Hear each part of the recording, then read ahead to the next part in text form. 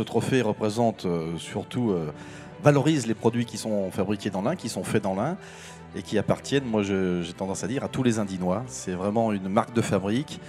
Ces fameuses saveurs de l'Ain, ce label Ici c'est l'Ain montre que notre patrimoine culinaire est riche dans ce département, qu'il faut le faire savoir et qu'il faut surtout le goûter. Nous faisons beaucoup de choses pour rendre nos territoires avec beaucoup de vitalité. Déjà, nous faisons en sorte d'accueillir un nombre d'entreprises conséquent, puisque nous créons tous les avantages pour les faire venir. Nous n'avons pas de fiscalité qui a augmenté depuis 2015. Nous engageons jusqu'en 2021 à ne pas les augmenter. Nous créons des conditions d'accueil importantes pour ces entreprises, pour les habitants aussi. Nous développons notre cadre de vie. Nous soutenons l'agriculture, et je salue nos amis agriculteurs et viticulteurs qui sont ici, à hauteur de 3 millions d'euros par an sur toutes les actions, surtout sur l'investissement.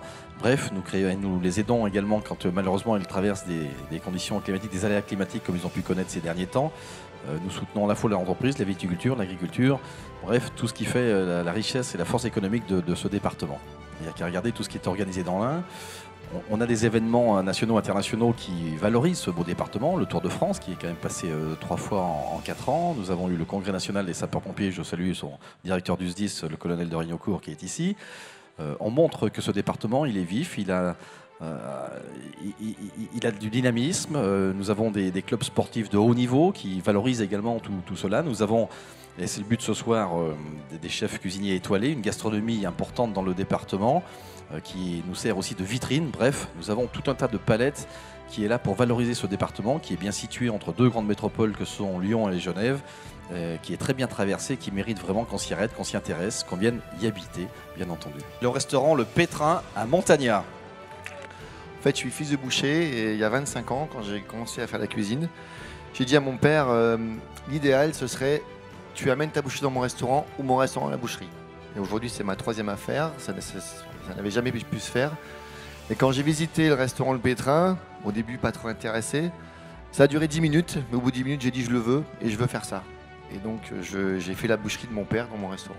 C'est possible, donc quand il y a une carte avec, on fait la viande de bœuf en 100% parce qu'on achète des bêtes entières. Et alors, qui sont abattus chez Gessler, qui sont choisis aussi par Gessler, parce qu'on ne va pas les choisir nous-mêmes, et c'est Pierre Favre de la maison Gessler qui nous les choisit, qui nous les met à maturation, donc 20 à 25 jours minimum. Et quand j'ai besoin, on téléphone et puis il me livre. Et donc, quand j'ai un comptoir qui fait 1,50 m dans la boucherie, vous pouvez venir choisir votre morceau. Je viens du Pas-de-Calais. Oui. Je viens du Pas-de-Calais pour répondre à une question que vous avez posée à M. Deguerry. Je ne suis pas d'ici, mais je repartirai pour rien au monde. C'est ma 2e affaire dans l'Ain. J'avais l'hôtel-restaurant Berthet, donc je suis venu pour l'hôtel-restaurant Berthet, donc en plein automne, que j'ai tenu pendant 7 ans et demi. Et maintenant 2 ans dans l'Ain. Il fallait que je trouve une affaire dans l'Ain. Pour votre engagement, bravo pour l'originalité du restaurant. Je vous laisse. Merci.